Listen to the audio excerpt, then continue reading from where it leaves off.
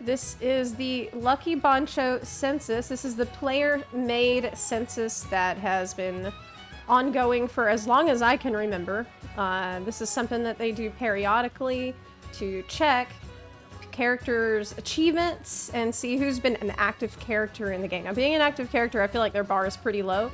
Like, I think if you log in and your HP changes, or you get a minion or a mount or achievement, then that counts towards you being an active character.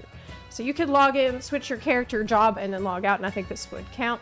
But, you know, it's a general data, so take it with a grain of salt, considering it is unofficial data.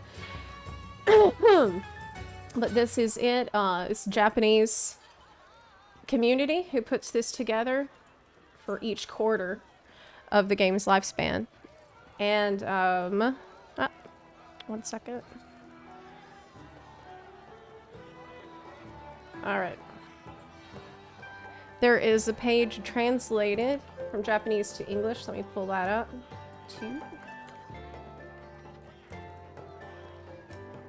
Okay.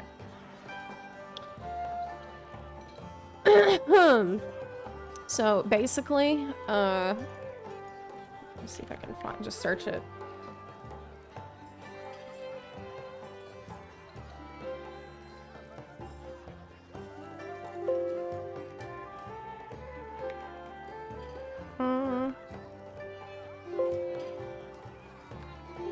Okay, well, I think I used a different site to translate this. You link the translated version. Yeah, I guess we can just put the links to this in the chat if people want to go through this themselves. But basically, we've seen a large player drop-off from 7.0 to 7.1. So here is the translated graphic. Okay, so this is a translated graphic. Character data is for active characters whose achievements have been published since the Lodestone Census on March 31st, 2019. So here we are at Q4, 2024.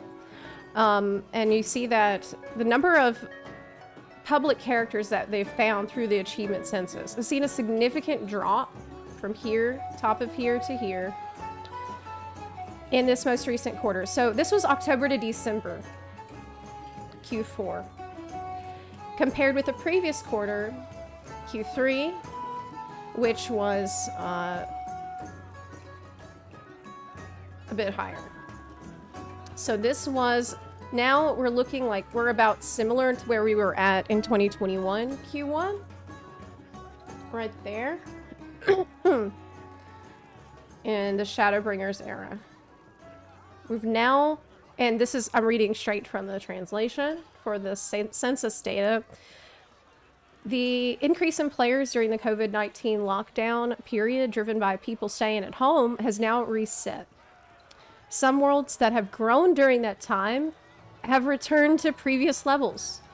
But for newer worlds that haven't developed their communities as much, this downtrend could be challenging.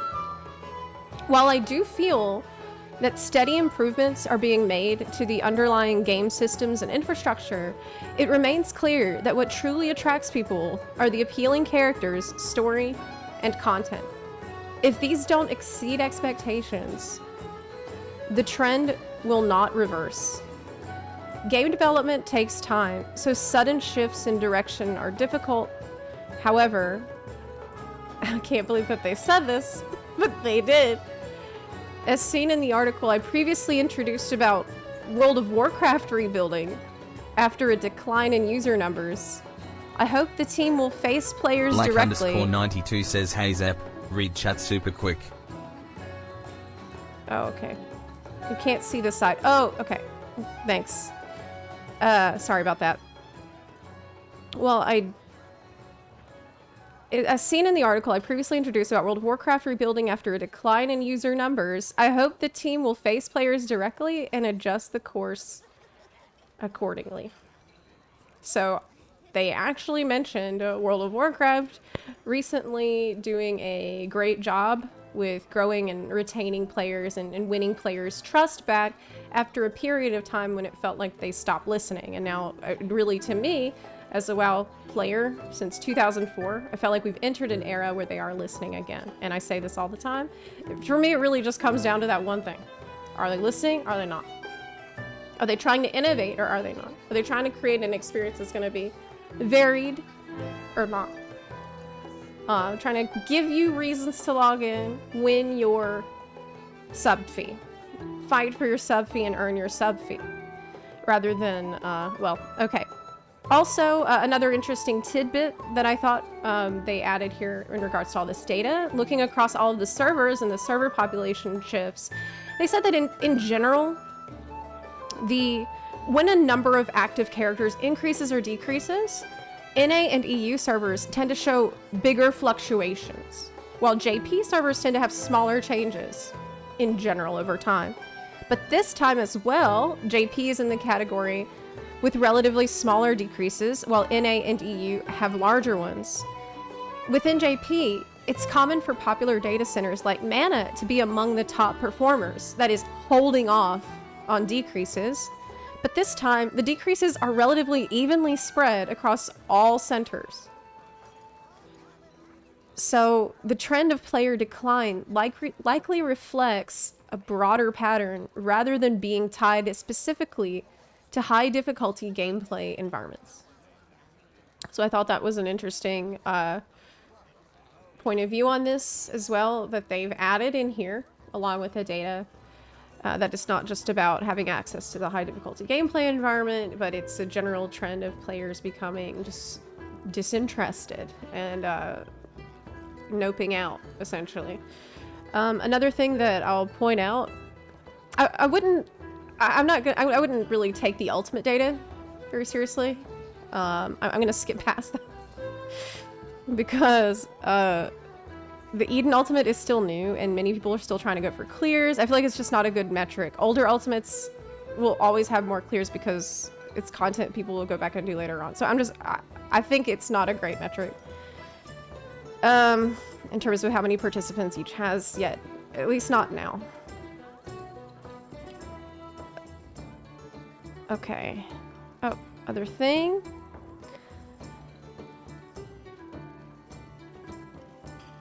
One second. Let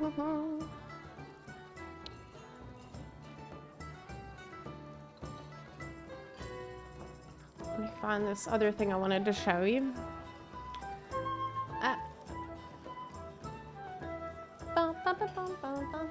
This scary and telling part is that the green part of the graph shows characters that are final and have not continued with the current content. The second before last bar shows a huge drop-off already. Oh, that is true.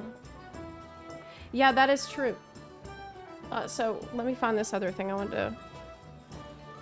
Dang, I thought I had it. One second, y'all.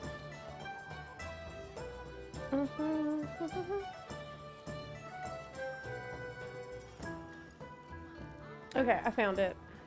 I found it. One day I'll get organized. There's things I want to talk about. No, I won't. Okay, so I thought this was interesting too, this comment. How does this compare to, say, 6.1, 5.1, etc.? Unfavorably. And basically they were mentioning the fact that every expansion saw growth between the 0.0 and the pre-X1 censuses. And basically, for every expansion until Dawntrail, you've seen substantial increases in active players. But Dawntrail is the first time that we've broken this trend. And we have a decline from 1.4 million to 1. Historically, from 0.0 to 0.1, the expansions have retained about 45% of their player base going into the 0.1 patch. But Dawntrail has shown a significant drop to 39%. So it's much weaker retention than we've seen before. Also, Dawntrail is the only expansion that has seen a dramatic net loss both in the pre and post X.1 phases. So it's a total decline of 437,000 players. Excuse me. Shadowbringers and Endwalker both managed to have a net player retention or slight gains over time. Stormblood had a pretty remarkable ability to hold on to its players. But as of now, Dawntrail is just not keeping people interested. If these trends go on, it looks like the game FF14 might drop below 1 million active players, regressing to pre-Shadowbringers levels. And this is something that I was actually shouting the alarm bells about in Endwalker. I was shouting from the rooftops about this then, and I was saying, in Endwalker, I was like, we're seeing like not a lot of people come back, because as Dranny pointed out, the green part of the graph is characters that are final and do not continue with the new content. And in Endwalker, I looked at this and I was like, well, compared to the other expansions, the green part is way bigger in Endwalker. So people aren't returning. And I remember complaining about this and being worried about it then. And at the time, people would say to me, you shouldn't worry about it. It's just because of COVID. It's just because of COVID that people don't have time to come back. People just aren't interested in it because of the, and I'm like, I think it's of course some of this is going to be attributed to the fact we had a huge increase during COVID, but I feel like this consistent trend is concerning, and you can't just hand wave it away to that same excuse every single time. Like, there's a problem. And now that this has gotten to be such a ridiculous extent, people can't really blame it on COVID anymore, can they? And this is the reason why, you know, hushing people's criticisms isn't helpful. Like, trying to hide away from unpleasant news, it isn't helpful. We have to take the data for what it is, because I felt like, even then, I felt like the biggest issue was that in spite of the big growth we got from that Shadowbringers era, the game wasn't able to hold on to most of those players' interest. And I've seen this on a in other ways. Like, I know that there were several content creators who joined us for that time and that were wanting to keep making content for Final Fantasy XIV, and that had added a lot to our community and our content creation scene. But we've lost many of them. And if you ask them why, some of them will just say, well, there just wasn't enough for me to do. I got bored. And this is a problem. So, like, it's a problem you can see everywhere you look. And that's why I can't shut up about it. Because I feel like the team must have gotten a little bit too confident, a little too complacent, and not, maybe just feeling like they're too big to fail and like everything is just gonna work out without us having to really bust our asses to make sure it works out. You know, there's like that's the only thing I can conclude after playing through Dawntrail. So yeah, it's a problem because content creators can't make money. What? No. Why would that be your takeaway? That's... Content creators leaving the space is terrible, because having less people making content about your game that's interesting and fun and cool to watch means there's less marketing essentially going on for your game. That's pulling less people into the game. And it also it's concerning that someone who was so excited about the game that they wanted to make content about it then stops doing it, because of whatever reason, like that's still an issue, don't you think?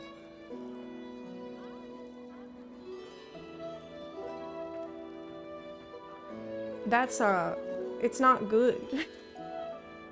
The content creators help the game grow. It's just wild to me that that would be your takeaway from what I'm saying.